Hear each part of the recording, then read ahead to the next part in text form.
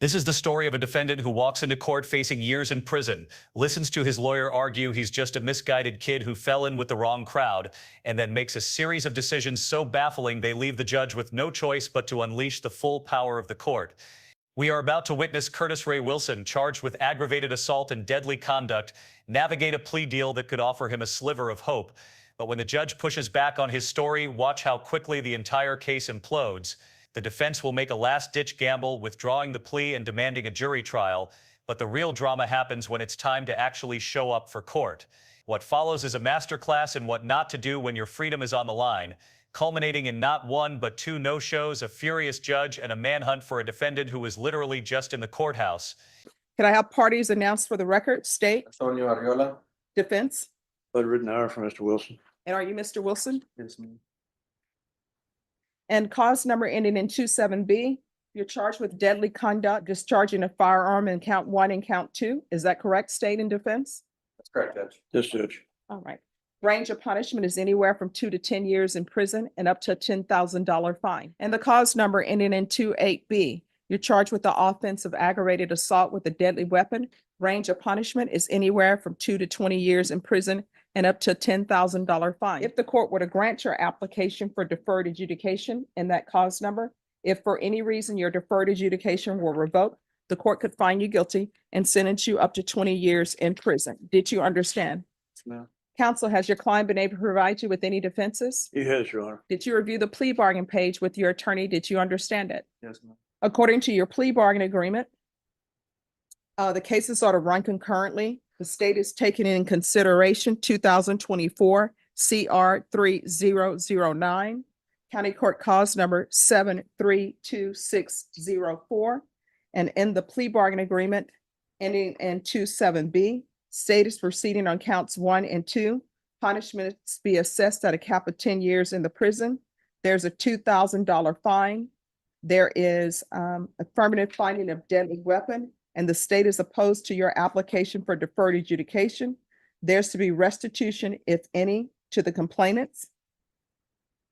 And then in the cause number ending in 28B, there's a cap of 12 in the prison. There's a $2,000 fine, affirmative finding of deadly weapon. State opposes your application. There's to be restitution, if any, to the complainant. Did you understand that to be the plea bargain agreement in each cause number? Yes, ma'am. Then in cause number ending in 27B, how do you plead to count 1? Guilty, not guilty, or no contest? Okay, no contest. Count 2, how do you plead? No contest. And in the cause number ending in 28B, how do you plead? No contest. No contest. State any evidence. For each case, the state offers State's Exhibit 1 with attachments. We've reviewed them and have no objection. In each cause number, the court will find. The preliminary hearing is over, and now we're at the moment of truth sentencing. The judge has already read the charges and potential sentences, which range from 10 to 20 years. Now it's the defense's chance to plead for mercy. The lawyer has submitted letters of support from family and a former teacher, painting a picture of a redeemable young man. The core of their argument is going to be that Curtis Wilson deserves leniency, specifically deferred adjudication, which is a form of probation that could keep him out of prison. They're about to argue that he was just a passenger, a 19-year-old who made a mistake by not questioning the people he was with. The prosecutor is listening intently, and you can be sure they have a very different version of events ready to go. The defense's entire strategy rests on convincing the judge that Wilson was naive, not a willing participant. There's sufficient evidence to find you guilty. The court will defer finding of guilt as you apply for deferred adjudication. We're going to come back on December 19th. I'm going to ask for a PSI TAP evaluation. On the 19th, I'll review whatever evidence is presented to me and make a decision on your application. Yes. All right. Is there anything else from either side?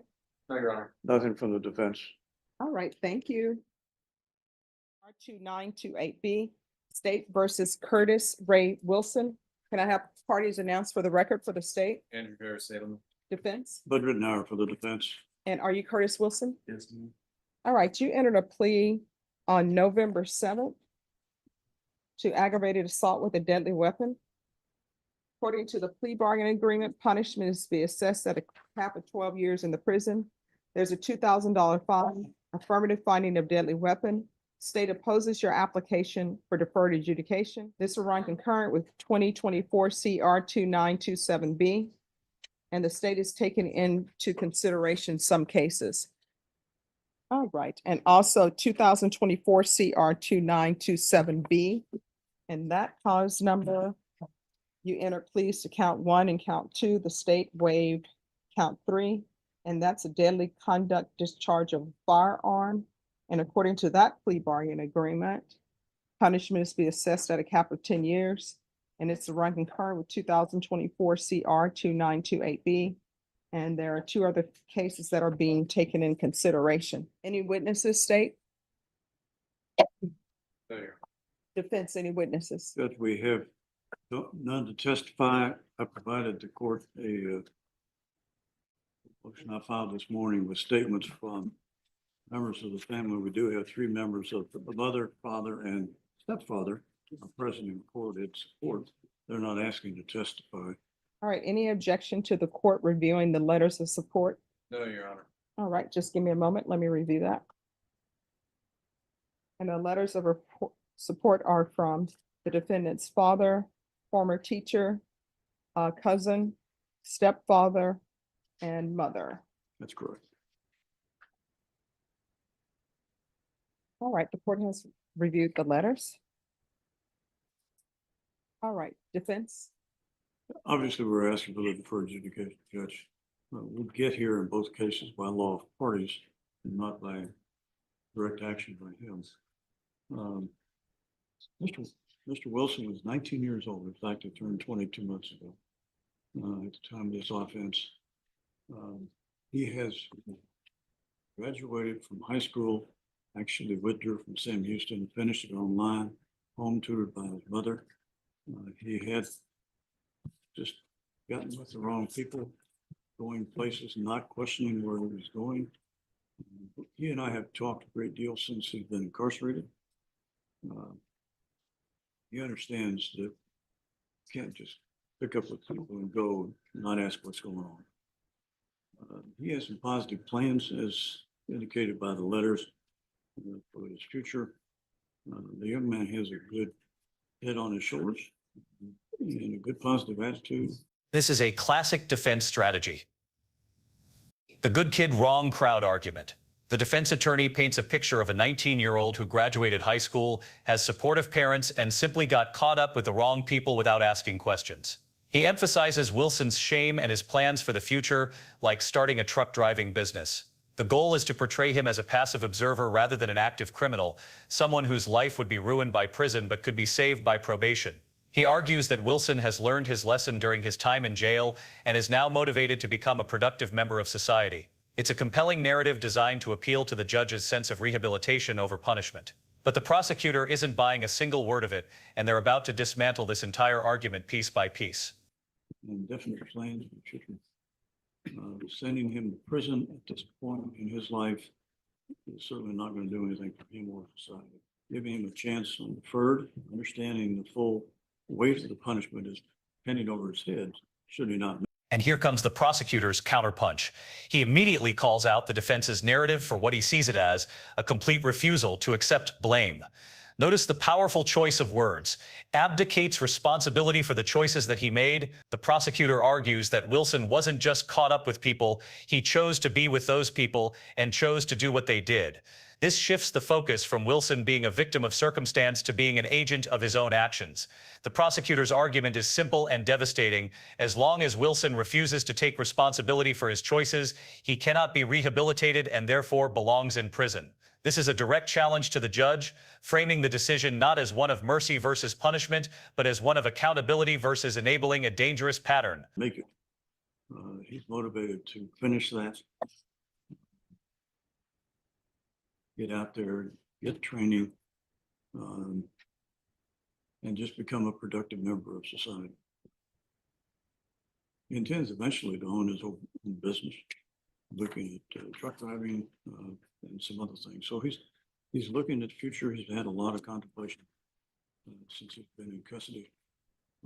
He certainly does not apologize, not the right word.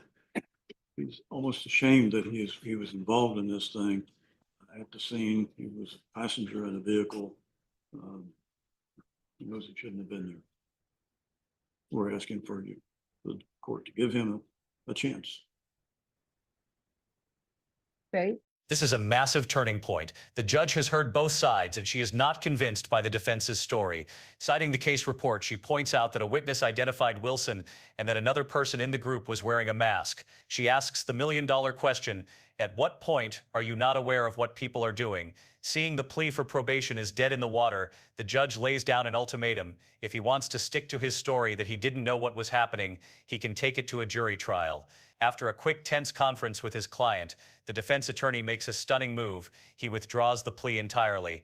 This is a high-stakes gamble. Wilson has just rejected a plea deal with a sentencing cap and is now rolling the dice on an all-or-nothing jury trial where he could face the maximum sentence if convicted. The defense is saying that he did not know what was going on or what was going to happen. Do you have any response for that? This. Everybody makes mistakes. You make a mistake, don't do it again. I got caught up with something. The audacity is breathtaking. After making the dramatic decision to withdraw his plea and demand a jury trial, Curtis Wilson is now a no-show for the docket call. The judge calls his name, and the silence in the courtroom is deafening. The clerk confirms, not even here. This is an incredibly bold and incredibly foolish move for someone out on bond awaiting trial for serious felonies. The judge's rules stated just moments before were crystal clear. Let me know you're here, otherwise I'm going to assume you're not here and a warrant may be issued for your arrest. By failing to appear, Wilson has not only shown immense disrespect for the court, but has also likely forfeited his freedom. A warrant is now almost certainly being issued for his arrest, turning him from a defendant into a fugitive. Thing because I was with other people. Well, Mr. Wilson doesn't actually acknowledge what mistake it is that he has made. And as far as I can tell, abdicates responsibility for the choices that he made. He got caught up with something because he was with other people. Not, he chose to be with those people. He chose to do what they did. He got caught up. As far as I can tell, Mr. Wilson still refuses to take responsibility for his choices. And as long as he's going to refuse to take responsibility, he belongs in prison. All right, so I'm reviewing the facts of the case, and in the facts of the case, it says that they were, the person identified him because they knew him from school. He identified which position he was in, and that a person went in with a mask on. So at what point are you not aware of what people are doing? That's what I'm trying to figure out. The question was about what was going to happen, what was happening at the time when everything is happening. Well, he was with the people, they were going to do something. He went along with them. His mistake was not under. If you thought the last no-show was bad, this is on another level entirely. The court is back in session specifically for Curtis Wilson's case, and the judge herself states for the record that she personally saw him in the courtroom earlier that morning. He showed up, and then he just left. The deputy is sent into the hallway to call his name, but it's a futile gesture. He's gone. This isn't just a failure to appear. This is a deliberate act of defiance. The state's attorney immediately asks the court to issue a judge's warrant and remand him without bond, meaning when he's caught, he will not be getting out of jail again before his trial. The judge wastes no time, granting the request and noting she also just received a violation report. Curtis Wilson just went from gambling on a jury trial to becoming a fugitive who has now personally angered the judge presiding over his case. Understanding what was going on, not asking questions about what's going to happen. So he's saying that When people, actually there were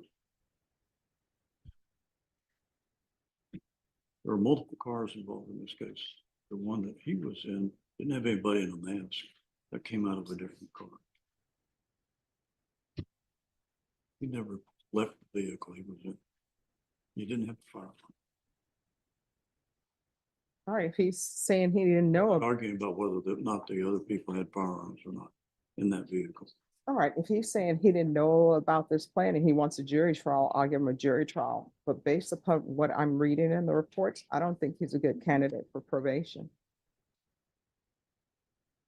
Let me talk to my client. Sure. We'll go back and talk.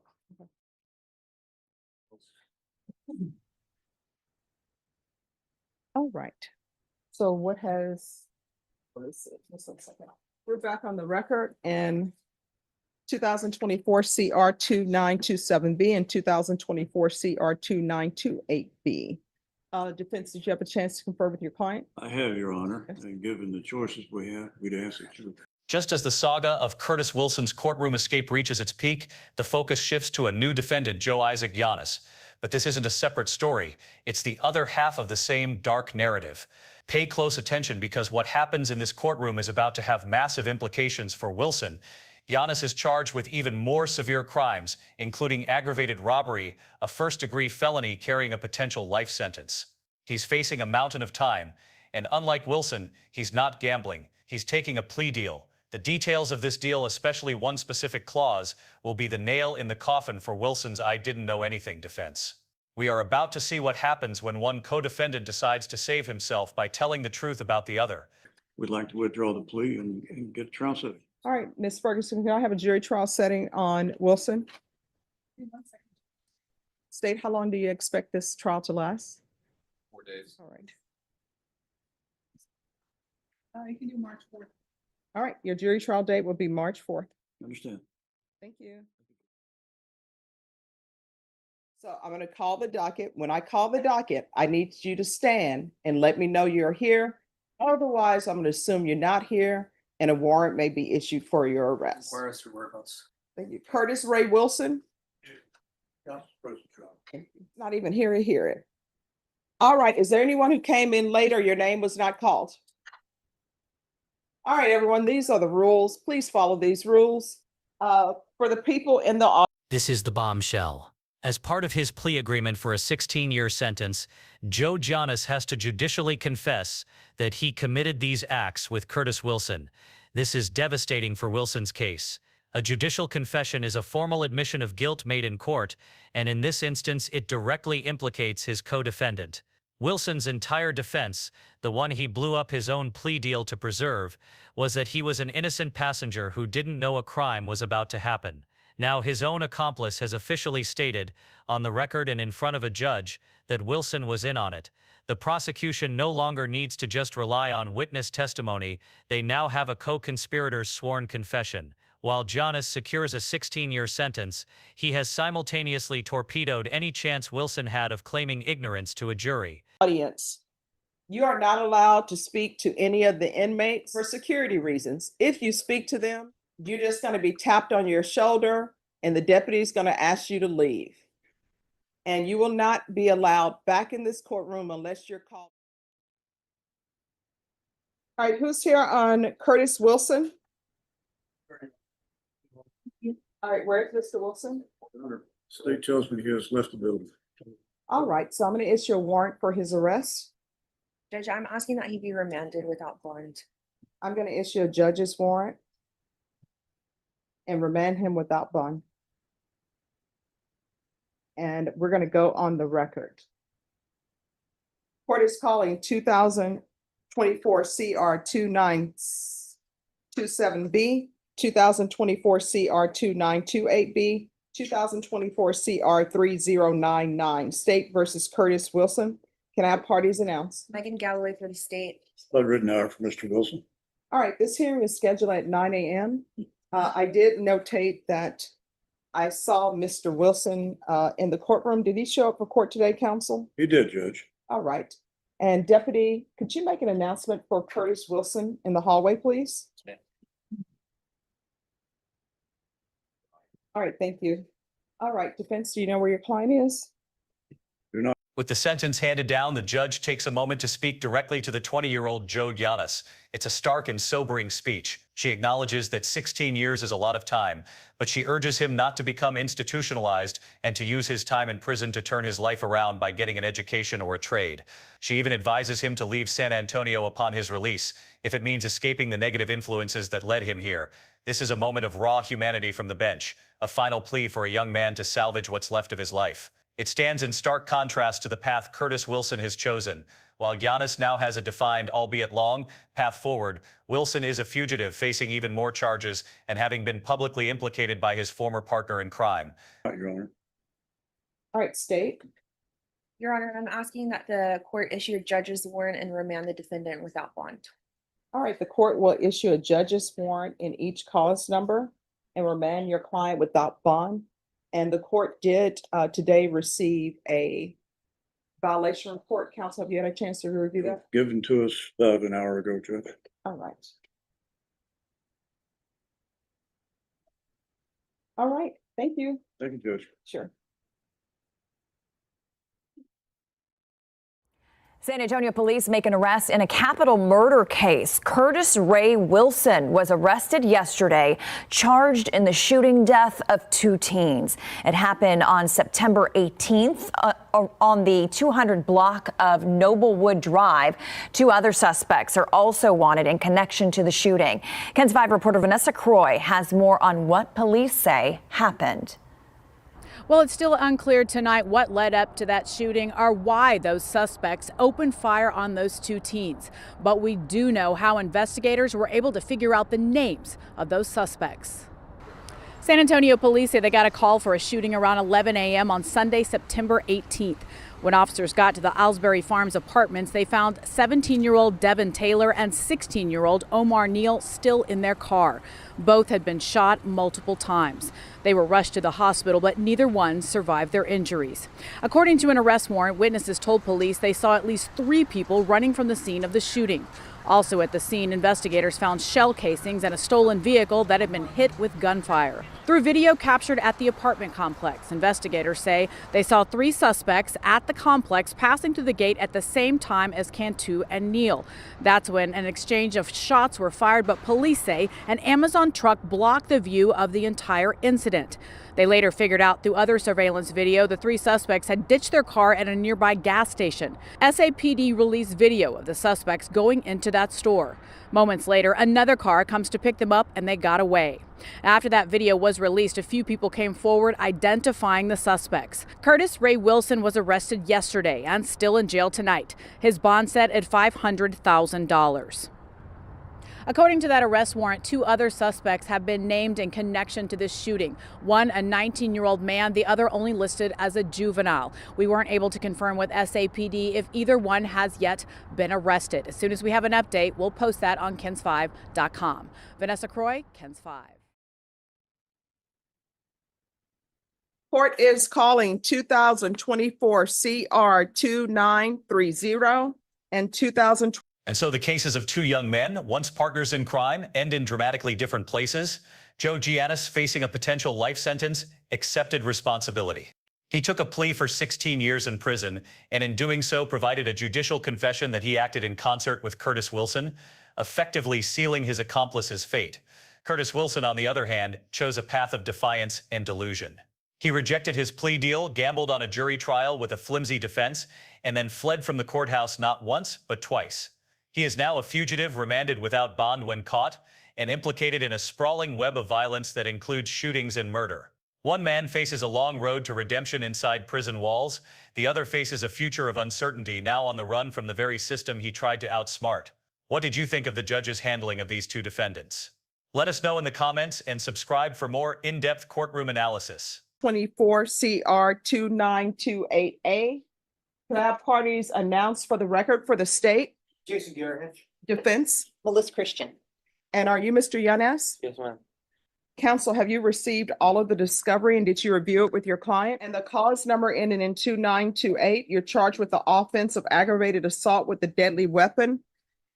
That's a 2nd-degree felony. Range of punishment is anywhere from 2 to 20 years in prison and up to a $10,000 fine. And the cause number ending in 2930, you're charged with aggravated robbery. That's a first-degree felony. Range of punishment is anywhere from 5 to 99 years or life in prison and up to $10,000 fine. Did you understand? Yes, ma'am. Did you review the plea bargain page with your attorney? Did you understand it? Yes, ma'am. In each case, punishment is to be assessed at 16 years in the prison. There's an affirmative finding of deadly weapon. There are no applications. The causes will run concurrently with each other and also concurrently with 723230. The state will take in consideration 2024 CR 2930. And in the cause number ending in 2928A, you agree and confess, judicially confess that you committed these acts with Curtis Wilson. Did you understand that to be your plea? Yes, And in ma'am. the cause number ending in 2930, how do you plead? Guilty, not guilty, or no contest? No contest. And the cause number ending in 2928A, how do you plead? Guilty, not guilty, or no contest? No Are you contest. proceeding with sentencing? We are. Anything you wish to say on behalf of your client? Judge, we've thoroughly gone over the paperwork, and Mr. Yanes clearly understands his position in all of these cases, and we would just ask that the court follow the plea bargain. All right. Then in the cause number ending in 2928A, the court will find you guilty, sentence you to 16 years in the prison. This is run concurrent with 2024 CR 2930, County Court Cause number 723230. Taking in consideration 2024 CR 2927A. And in that cause number, the court is finding, based upon your plea bargain agreement, that you acted in concert with Curtis Wilson. And there's an affirmative finding of deadly weapon. The court will give you credit for any time served. Anything else with regards to sentencing under that cause number? No, ma'am. And cause number ending in 2930, the court will find you guilty, sentence you to 16 years in the prison. There's an affirmative finding of deadly weapon. This will run concurrent with 2024 CR 2928. 723230, take in consideration 2024 CR 2927A and give you credit for any time served. Is there anything else with regards to sentencing in that cause number? No, ma'am. We can go off the record. How old are you? 20. All right, you're 20. I know that's a lot of time. Any time that people do in custody, even if it's a day, it's a lot of time. But you still have a chance to improve your life. When you go to the prison, I understand that sometimes people will join organizations for their safety, but do not go to prison and become institutionalized. You have a chance, if you don't have your high school diploma, you have a chance to get your GED. You have a chance to get a college degree. You have a chance to get a trade, so when you come back out, you can change your life. You understand? Yes, ma'am. And when you're released, if being in San Antonio is not helpful for you because of the people you surround yourself with, then leave.